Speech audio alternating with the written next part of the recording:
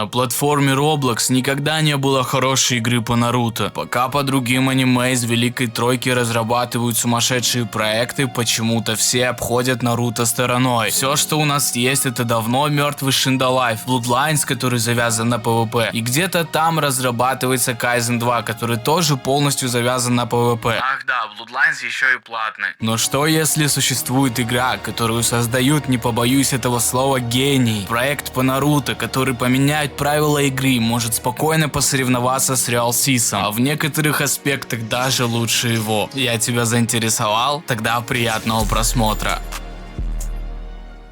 Здорово, народ, с вами Аура и Завтрак. И от меня не было роликов уже 4 месяца. Пу-пу-пу. Ну знаете, как это бывает, выпускаю ролики редко, но метко. А если серьезно, мне просто нечего было снимать. Я не хочу снимать ролики о играх-однодневках и о сомнительных плейсах, а также обсасывать 3 сникпика по 20 минут. Я хочу на своем канале снимать ролики по действительно крутым играм и детально их разбирать. Конечно, я не отрицаю, что возможно в будущем будут и другие форматы, но это будет только после выхода крутых игр, по которым можно будет снимать видосы. Допустим, какой-нибудь путь с нуля, первое впечатление, прохождение и так далее. Кстати, пишите в комментарии, хотели бы вы увидеть от меня такой контент или нет. Также не забудьте поставить лайк и подписаться на канал, чтобы этот видос увидело как можно больше людей. Потому что в этом ролике мы поговорим о настоящем пике, в который вы точно захотите поиграть на релизе. Shinsei. Пока что малоизвестная игра по Наруто, которая с каждым днем все больше и больше набирает хайп вокруг себя, так как разработчики показывают то, что еще не было нигде, и некоторые механики из этой игры уже были благополучно украдены даже братьями Рел. А какие именно, узнаете дальше в ролике. Сейчас очень важная информация. Я вышел на связь с создателем и владельцем проекта и поговорил с ним в целом об этой игре и о возможности развития СНГ комьюнити в этом плейсе. Вплоть до того, что возможно игра после релиза получит полноценный перевод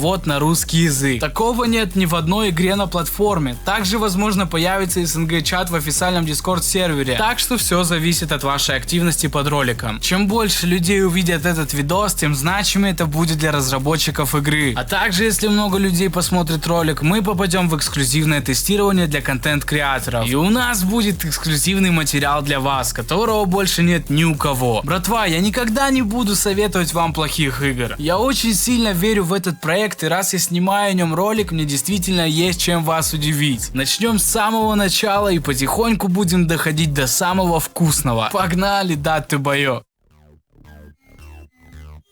Разработчики показали первые сникпики 2 октября 2025 года, тем самым заанонсировав игру. Сразу в глаза бросается деталь, что у персонажей есть пальцы. Слышал много разных мнений, кому-то это нравится, а кому-то нет, но я считаю, что это очень крутая деталь, так как в Наруто все ниндзюцу складываются пальцами, и это неотъемлемая часть аниме, поэтому то, что они это добавили, очень круто. Да и плюс это не просто пальцы для прикола, в игре проработали их, допустим, когда персонаж ест рамен, видно, как он держит палочки 2 пальцами и так далее. Очень крутая детализация мелочей, на которые разрабы обычно забивают. После первого сникпика через 19 дней вышел новый сникпик, в котором показали деревню песка, и через 6 дней показали уже новую деревню скрытого листа. Дальше они показывали пару скриншотов, на которых видно кастомизацию персонажей, и в дальнейшем представили деревню скрытого облака. И раз мы заговорили за карту, то давайте как раз сейчас и перейдем к ее обсуждению.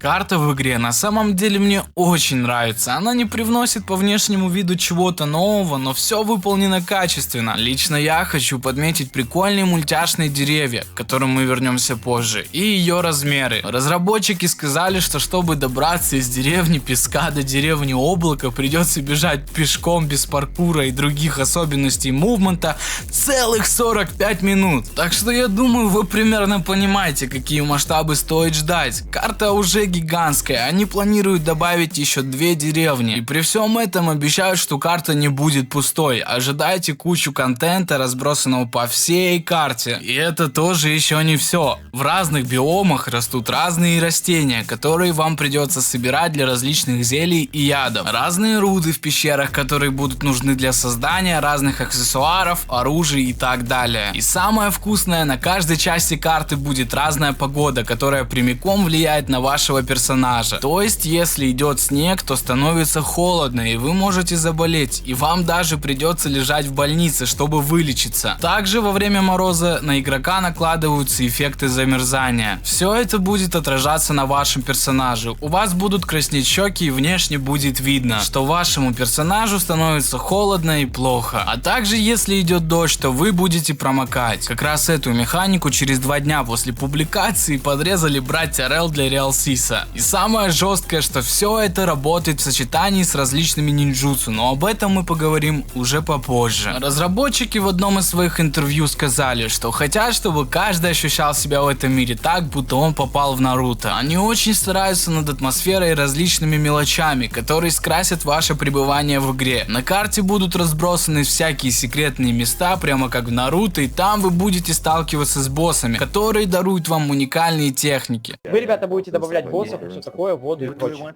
Но мы хотим, чтобы боссы ощущались как боссы, а не просто как НПК с сильными навыками, понимаете? Да, я хочу сделать что-то вроде паттернов движений, как в Dark Souls.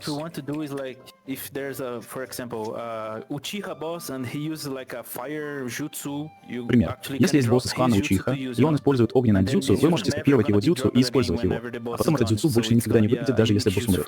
Так что это будет уникальное дзюцу для персонажа. Так что просто изучая мир, вы будете становиться сильнее. Детализация игры и ее наполненность поражают меня очень сильно. Такого в Roblox Place'ах я еще не видел. Для меня Shinsei это Реалсис по Наруто, только вот разработчики Shinsei показывают все сразу аудитории и максимально прозрачны по отношению к игрокам. Вы даже можете спокойно застать владельца игры в публичном voice-чате, где он общается с игроками. Плюс опять же вы уже знаете, что мы получили обратную связь с разработчиками, которую мы не получали никогда от других разработчиков других плейсов. Поэтому, ребят, это, наверное, впервые на платформе, когда нас равняют с западными игроками и не забивают на нас. На самом деле меня это очень вдохновило, и я бы хотел, чтобы как раз таки это была та игра, которую мы зафорсили в СНГ сильнее, чем на Западе. Потому что обычно западные ютуберы форсят игры, и только после этого мы это подхватываем. Но у нас сейчас есть уникальная возможность сделать это первыми, и после этого уже западные игроки будут подхватывать за нами. Поэтому я надеюсь, что вы поддержите этот видеоролик и поможете нам распространить игру среди других СНГ контент-креаторов, потому что игра самый настоящий пик, и я уверен, что она стрельнет, и у нас сейчас есть возможность, чтобы мы начали все это первыми. Но не будем долго на этом зацикливаться, вы же пришли посмотреть на игру, поэтому мы сразу переходим к одной из самых вкусных вещей в игре. То, чего не хватает другим плейсам и почему они так быстро умирают. Иммерсивность мира и реиграбельность игры. И как раз таки об этом вам расскажет уже Завтрак. Поэтому передаю слово ему.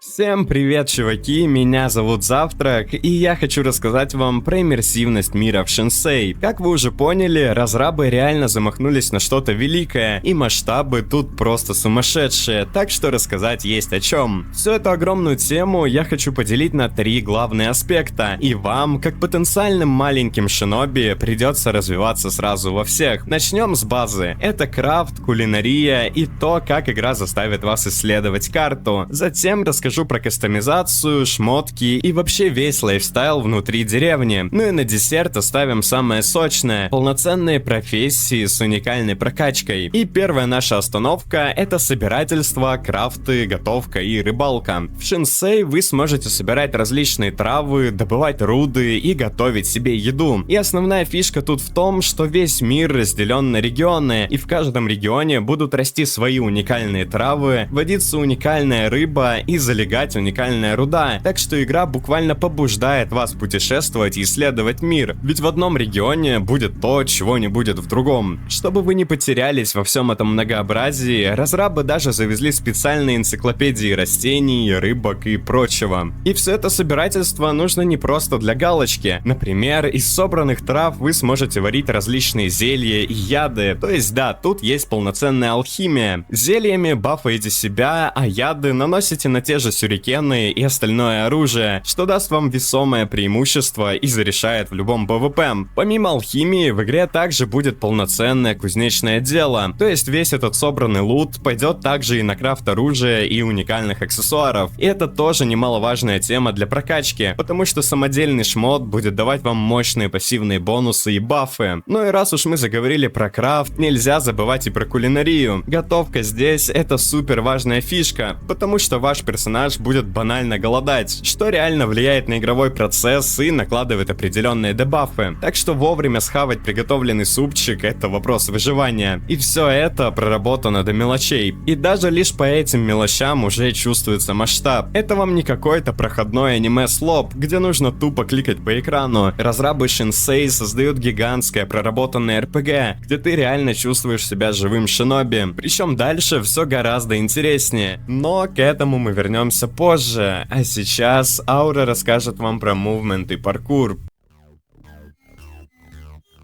Изначально про паркур вам должен был рассказать Завтрак, но я не удержался и попросил у него эту категорию рассказать сам. Потому что от паркура в этой игре я был очень впечатлен, и поверьте, там много чего интересного. В игре будет очень приятный паркур по деревьям, столбам и так далее. Разработчикам не нравится, как паркур по деревьям реализован в Roblox Place, где персонаж по сути просто летает и в целом не создает динамичность перемещения. В Shinsei паркур по деревьям отдаленно напоминает какого-нибудь Человека-паука и его притягивание в играх от Sony. Для того, чтобы начать паркур по деревьям и по разным столбам, вам просто нужно будет зажать Ctrl. У вас сразу появится прицел, который будет отмечать точку, на которую вы можете сейчас прыгнуть. И если вы нажмете пробел, ваш персонаж запрыгнет на эту точку. И как по мне, это ощущается очень приятно и динамично. При этом всем изначально вы будете гораздо хуже прыгать по деревьям. Вам нужно прокачивать и это мастерство тоже. Прямо как в Наруто, ниндзя обучаются этому с самого нуля. Также не забывайте, что вы все еще можете бегать по стенам, воде и потолку с помощью чакры. Плюс у вас будет снаряжение ниндзя, которое будет помогать вам в паркуре. Допустим, кунай с веревкой, которые будут работать как крюк-кошка и смогут притягивать вас к любым поверхностям. И самое сочное, что вы можете использовать все свое окружение для очень красивых и продуманных боев. Да, ребята, у нас будут бои на деревьях, на стенах, на потолке, да где угодно. Допустим, вы сможете поставить взрывные печати в определенной области и заманить туда человека. И после этого взорвать там вообще все, что можно. Это создает очень много моментов в бою, которые требуют от вас не просто нажимать на кнопки, но и продумывать стратегию. Как когда Шикамару заманил Кидана в лес и победил его своим интеллектом. Также от каждой деревни будут проходить дороги к друг другу. Бегая по этим дорогам, ваш персонаж будет ускоряться. То есть у вас будет ускорение по дорогам. Оно ускоряет ваших персонажей, и перемещение становится более быстрым. Есть и другие механики перемещения, которых пока только намекнули, но еще не показали. И сочетая в себе все это, вы сможете очень быстро добираться из точки А до точки Б. Так что если вы подумали, что бегать придется слишком много, то можете не переживать. Кстати, быстрого перемещения не будет, придется бегать и изучать мир самому. И для меня это только плюс. Возвращаю микрофон Завтраку, и сейчас он вам расскажет, как вы будете жить в этом мире.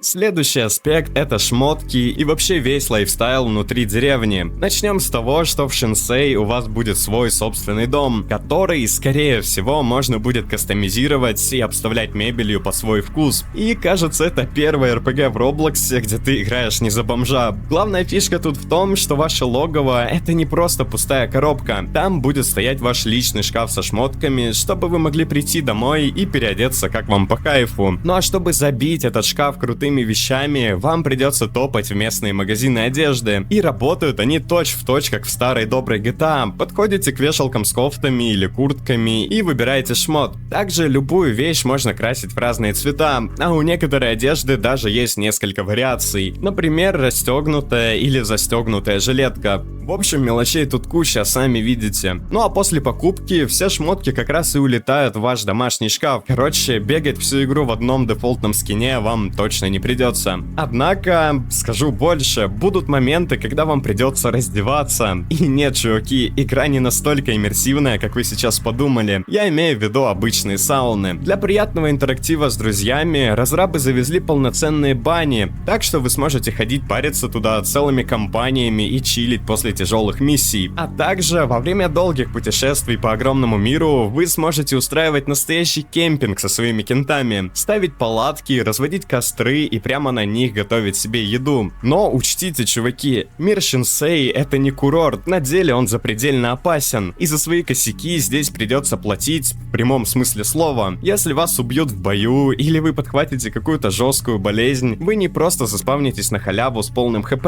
вашего персонажа вайпнет.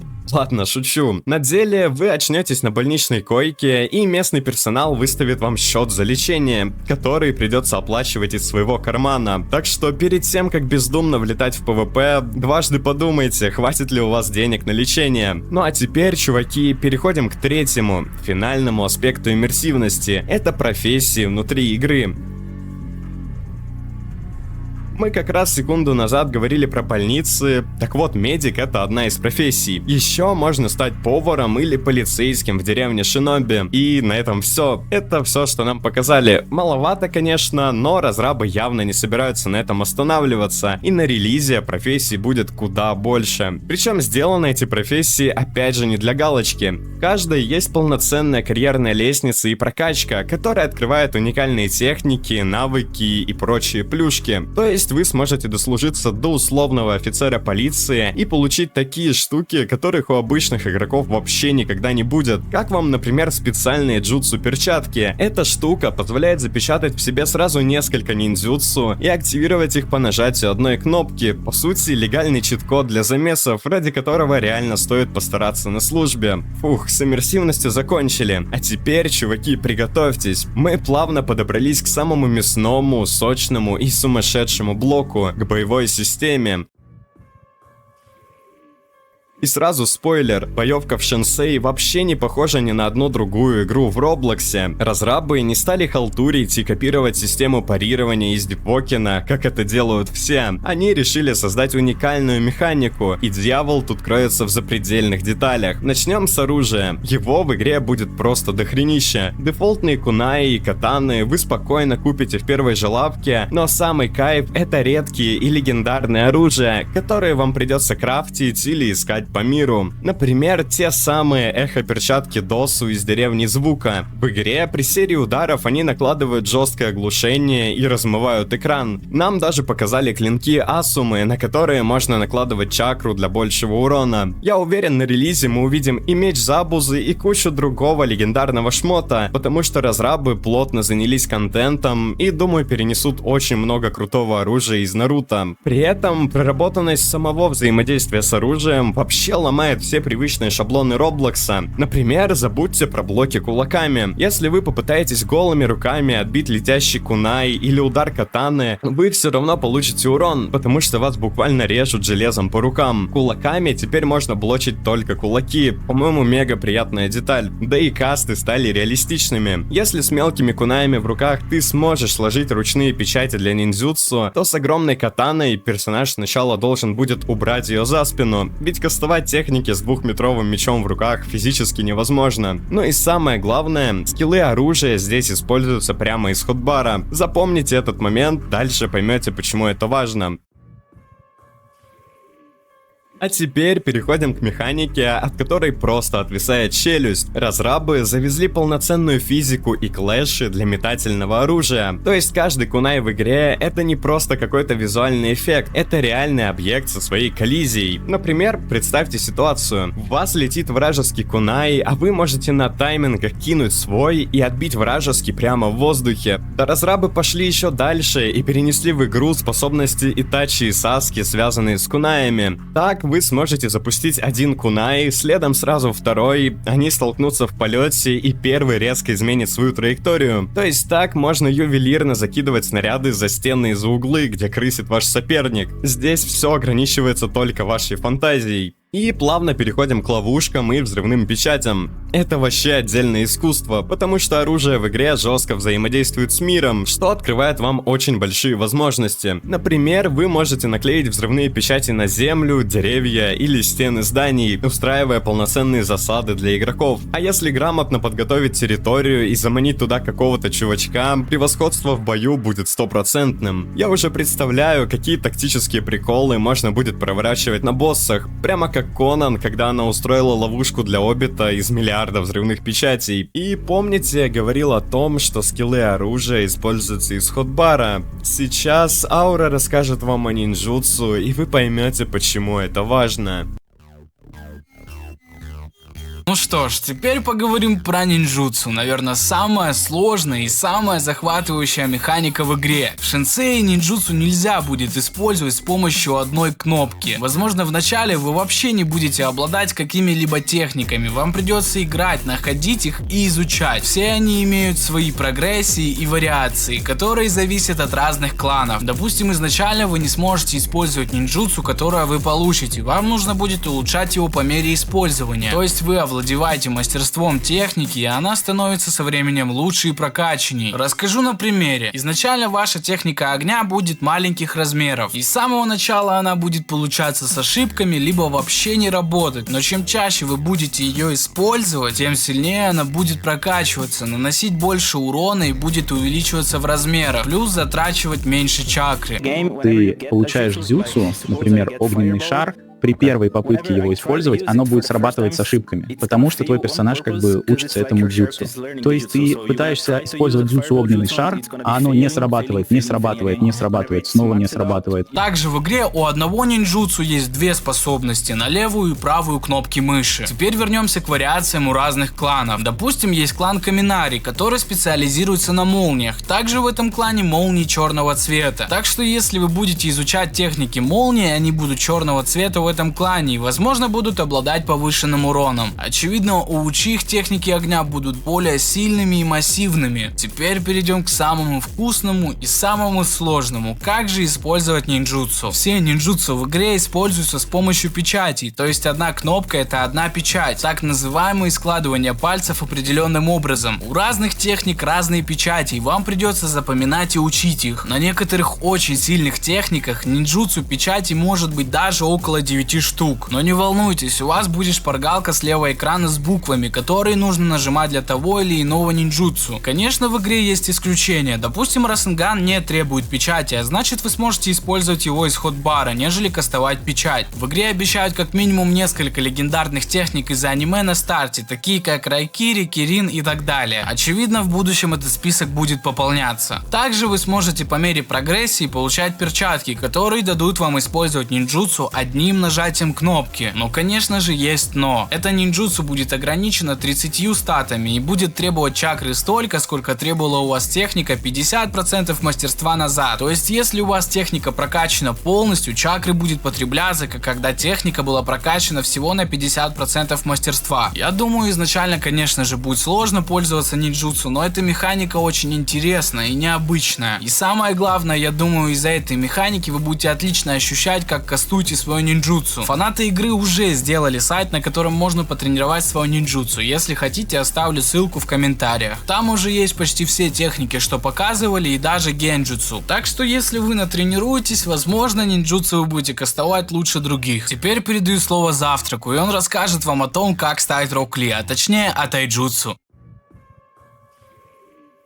И последнее, о чем я сегодня вам расскажу, это тайджутсу, то есть техники рукопашного боя. Тайджутсу, так же как и скиллы для оружия, используются из хотбара. У каждого стиля будет свое мастери и прокачка, а отслеживать весь этот прогресс вы сможете через специальную книжку скиллов прямо в интерфейсе. Но больше всего меня выносит, как рукопашка выглядит в динамике. Разрабы перенесли кучу легендарных приемов из аниме, типа той же львиной преграды Саске. Так они еще и адаптировали их конкретно под PvP файтинг. Анимации сделаны настолько быстрыми и бесшовными, что любой удар в воздухе или на земле идеально продолжает ваше комбо. То есть ты не просто смотришь красивый мультик в катсцене, а можешь на ходу закинуть оппоненту сочный прием и сразу же продолжить свое комбо дальше. В общем, боевка в Шинсей безумно проработана и явно сделана с душой. Но это еще не все. О последней, самой необычной категории боя вам расскажет Аура.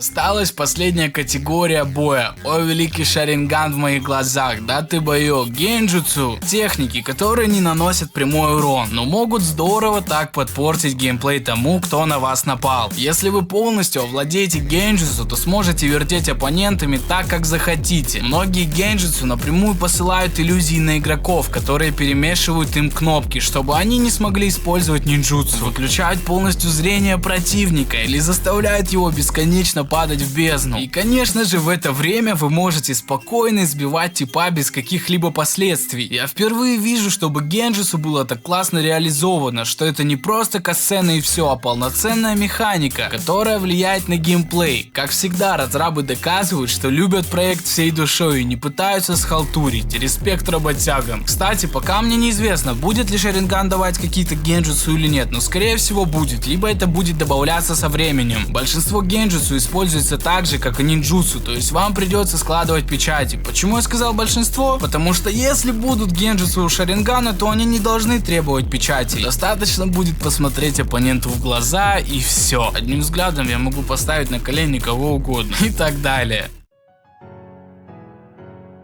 Признаюсь, в начале ролика я вам чуть-чуть соврал. Я сказал, что по всем другим аниме из Великой Тройки разрабатываются сумасшедшие проекты, а про Наруто все забыли. Так вот, мы познакомили вас с сумасшедшим проектом по Наруто. Shinsei — это действительно та игра, которую мы ждем. Не побоюсь сказать, что это заявка на ту самую золотую эру. И это будет, скорее всего, лучшей игрой в Роблоксе по Наруто. Я не побоюсь сказать, что в целом лучшей RPG игрой по Наруто даже вне Роблокса. Потому что я не видел, чтобы такое кто-то создавал по Нарычу. Мы очень надеемся на вашу поддержку, так как я не могу не напомнить об этом. Мы вышли на прямую связь с разработчиками. Они очень приятно с нами пообщались, и мы даже получили парочку эксклюзивов, о которых пока не можем сказать в ролике. И если вы проявите активность, а мы очень надеемся, что вы сделаете это, то мы получим эксклюзивный тест, о котором я говорил ранее. Нам пообещал это сам разработчик, и мы снимем для вас видос уже с эксклюзивными новостями и контентом, который вы не увидите у других авторов. Если вы досмотрели ролик до этого момента, то напишите секретное слово, которое сейчас появится на экране, в комментарии. Так я увижу, что вам было интересно смотреть ролик, и мне будет очень приятно. Засыпьте видос лайками и подпишитесь на наши каналы, тогда ролик сможет увидеть больше людей. Спасибо за просмотр, с вами был Аура и Завтрак. Всего наилучшего.